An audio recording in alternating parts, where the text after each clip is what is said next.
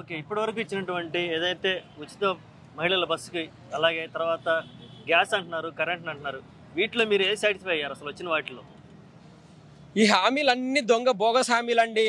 Current bill 200, 300 సామాన్య పౌరుడిగా ఎవరైనా కట్టుకోలేకుండా ఉన్నారా ఈ రాష్ట్ర ప్రభుత్వంలో? అదేవిధంగా బస్ పాస్ అంటున్నారు. బస్సు ఎన్నిసార్లు తిరుగుతుందండి సగటు మహిళ? నెల రోజులు తిరుగుతా కూడా 1000 రూపాయలు కాదు మహిళకు బస్ పాసు.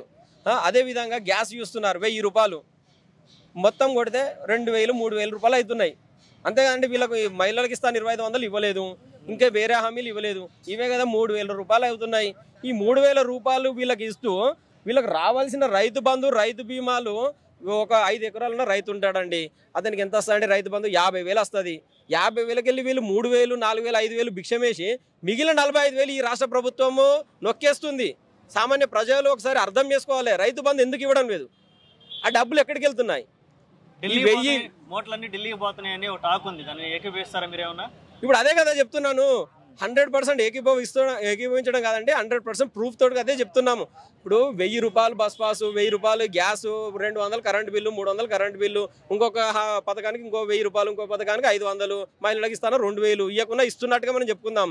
అన్ని కలిపినా వీళ్ళు 420 హామీలు కలిపినా కూడా వీళ్ళు ఎక్కడ ఇస్తున్నారండి? వీళ్ళు ఇప్పుడు 50,000 రూపాయలకి వెళ్ళి సామాన్య వీళ్ళు అన్నట్టుగానే 5 ఎకరాల వరకే రైతు బంధు ఏని, 5 ఎకరాలకు 50,000 రావాలి. ఈ 2 పంటలకు వీళ్ళు వేయలేదు. గతంలో కేసీఆర్ గారు ఇచ్చిన ఎలక్షన్ కోడ్ వల్ల ఆయన డబ్బులే వీళ్ళు రిలీజ్ చేశారు. ఇప్పటి వరకు ఇది రిలీజ్ చేయలేదు. అది దేవుడు ఎరుగుతే వీళ్ళు ఇస్తా అన్నారు రైతు భరోసా, ఇంకా దేవుడు ఎరగాలి. ఇక ఓకే, నెక్స్ట్ రాబోయే చూసుకుంటే మున్సిపల్ ఎలక్షన్లు, అలాగే పంచాయతీ ఎలక్షన్స్ ఉన్నాయి. ఈ ప్రభావం కాంగ్రెస్ని ఎట్లా చూపించే అవకాశం ఉందంటారు? ప్రజలు తిరుగుబాటు ఏమైనా చేసే అవకాశం ఉందంటారా? ఒకటండి, ఎందుకనంటే తిరుగుబాటు అనేది జరగదండి. ఎందుకనంటే చిన్న స్థాయిలో వాళ్ళు పోరాటం చేసిరనుకో, తద్వారా వాళ్ళకు నష్టం జరుగుతుందని వాళ్ళు ప్రజలందరూ కూడా కామన్గా ఆటో నడుపుకునే వాళ్ళు కానీ, రైతులు కానీ, కూలీలు కానీ, చిన్న వాళ్ళు ఉంటారు. వాళ్ళు ఏదైనా పోరాటం చేయాలంటే మనం చూసినాం తెలంగాణ ఉద్యమంలో వాళ్ళు ఎమ్మెల్యే, ఎంపీ ఎలక్షన్లే వాళ్ళ మౌనమే తోటే వాళ్ళు ఓటేస్తారండి. ఈ చిన్నగా అంటే రాజకీయంగా స్థానికంగా ఉండే నాయకుడు వాడు కాంగ్రెస్లో ఉండొచ్చు, అతను టీఆర్ఎస్లో ఉండొచ్చు, మ్యాక్సిమంగా వాళ్ళు అధికార పార్టీకే వాళ్ళు ఓటేసే అవకాశం ఉంటుందండి. ఓకే, పదవులు ఆశించే నాయకులు కాంగ్రెస్లో చాలా మంది ఉన్నారు, కానీ కొన్ని శాఖలు మాత్రం ఇంకా రేవంత్ రెడ్డి గారే పెట్టుకున్నారు.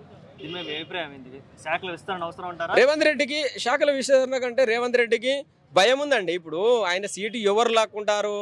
ఆయన సీటు ఇప్పుడు కేసీఆర్ గారు ఒకసారి నిద్ర లేచాడు అనుకో, ఫామ్ హౌస్లోకి వెళ్ళి ఉన్న సీటు మాయమైపోద్ది. దానికోసం అని ఇవన్నీ ఆపుకుంటున్నాడండి. ఈరోజు దళితులు చాలా మంది ఉన్నారు, మన ప్రతి డిబేట్లో మనం చూస్తుంటాము. దయాకర్ గారు ఉంటారు, వాళ్ళకు ఇవ్వచ్చు. అలా చాలా మంది ఉన్నారండి. ఇప్పుడు హోంమంత్రి అతని దగ్గరనే ఉంది. ఈరోజు చూస్తే లా అండ్ ఆర్డర్ ఎలా ఉందో అందరు రాష్ట్ర ప్రభుత్వం ప్రజలు చూస్తున్నారు. లా అండ్ ఆర్డర్ మొత్తం అది తప్పింది. ఈరోజు నిన్ననే చూసాము, మన ఎస్ఆర్ నగర్లో వెనక మర్డర్ జరిగింది, పోలీస్ స్టేషన్ వెనకాలే అంటున్నారు. రాష్ట్ర ప్రభుత్వం ఈరోజు ఇంత నిర్లక్ష్యంగా వ్యవహరిస్తుందంటే హోంశాఖ ఎవరికి ఇవ్వకపోవడం, లేదంటే విద్యాశాఖ గురుకులాల్లో ఇన్ని వేల మంది విద్యార్థులు చనిపోతున్నారు, విద్యాశాఖ కూడా అతని దగ్గరనే ఉంది. విద్యాశాఖకు ఒక మంత్రి కావాలి కదండి. ఈరోజు ఎక్కడో సినిమాకు ఎంజాయ్ కోసం వెళ్ళి చనిపోయిన వాళ్ళు చనిపోతేనే, సినిమా కోసం వెళ్ళిన ఒకటి సగటు మహిళ చనిపోతేనే ఇంత రాష్ట్ర ప్రభుత్వం అతలకుతలం అయిపోతుంది. పాపం ముక్కుపచ్చలారని పిల్లలండి చదువుకోవడానికి, ఈ దేశం కోసం ఆర్మీలను, విద్యారంగంలో అనేక రంగాలు ఈ దేశానికి ఉపయోగపడదాం అనుకుని చదువుకుందామని వెళ్ళిన చిన్నారులు ఈరోజు చనిపోతుంటే ఈ రాష్ట్ర ప్రభుత్వంలో ఒక్క ఎమ్మెల్యే, ఒక ఎంపీ, ఒక మంత్రి కూడా వెళ్ళడం లేదు. ఇంతకంటే ఈ నియంకృత పాలనకు మనకు నిదర్శనం వేరేది లేదండి. ఓకే, అల్లు అర్జున్ ఇష్యూ గురించి ఒకసారి మాట్లాడుకుందాం. ఏమైనా పర్సనల్గా తీసుకొని టార్గెట్ చేశారా రేవంత్ రెడ్డి గారు అంటే ఏమంటారు? ఒకటండి, అల్లు అర్జున్ గారిని అనే కాకుండా ఇండస్ట్రీ మొత్తాన్ని టార్గెట్ చేశారండి. ఈరోజు రకుల్ ప్రీత్ గారితో మొదలైంది. ఆమె డ్రగ్స్ తీసుకుంటుందని ఫస్ట్ ఆరోపణలు చేశారు కొండా సురేఖ గారు కానీ, వాళ్ళ పార్టీ మంత్రులు కానీ, ఎమ్మెల్యేలు గారు అని. దాని తర్వాత సమంత ఇష్యూ వచ్చింది. ఆయనకు కేటీఆర్ గారికి ఎవరికో సంబంధాలు ఉన్నాయన్నారు. ఆ తర్వాత నాగార్జున గారి ఇన్కన్వెన్షన్ మొత్తం కూలగొట్టారు. ఆ తర్వాత జానీ మాస్టర్ మీద కేసు. ఆ తర్వాత ఇప్పుడు అల్లు అర్జున్ గారిది. ఇండస్ట్రీలో ఒక్కొక్కరిని బాధుడు పెడుతున్నాడండి. వీళ్ళను ఆంధ్ర పంపే వరకు ఆయన నిద్రపోడండి. ఎందుకంటే వాళ్ళ గురువు గారు ఆయన క్లియర్గా చెప్పారు, అక్కడికి వెళ్ళి ఈ ఆంధ్ర సినిమా ఇండస్ట్రీ వాళ్ళందరినీ తరిమికొట్టు, వాళ్ళు నా దగ్గరికి తిరిగి వస్తేనే మనకు లాభం జరుగుద్ది అని. ఎందుకంటే అదేవిధంగా రియల్ ఎస్టేట్లను కానీ అందరినీ బ్లాక్మెయిల్ చేయడంలో రేవంత్ రెడ్డి గారు దిట్టండి. హైదరాబాద్లో జరిగినటువంటి మార్పులు ఏంది? చాలామంది ఏమంటున్నారంటే మార్కెట్ ఆగిపోయింది, సడన్గా ల్యాండ్ రేట్స్ పడిపోయాయి, కొనేవాళ్ళు లేరు, అమ్మేవాళ్ళు ఉన్నా కానీ అంటున్నారు. దీనివల్ల ఎటువంటి ప్రభావాలు ఉండబోతున్నాయి అసలు? ఒకటండి ఇప్పుడు ఒకటి జరిగిన మార్కెట్లో ఒకటి జరిగినా జరగకున్నా మీ అన్నగారి 1000 కోట్ల ప్యాలెస్ ఎందుకు కూల్చడం లేదని సామాన్యుల క్వశ్చను. ఫస్ట్ మీ అన్నగారి ప్యాలెస్ కూల్చండి. తర్వాత ఇప్పుడు మొన్న ఇటీవల సిపి మన రంగనాథన్ గారు చెప్పారు,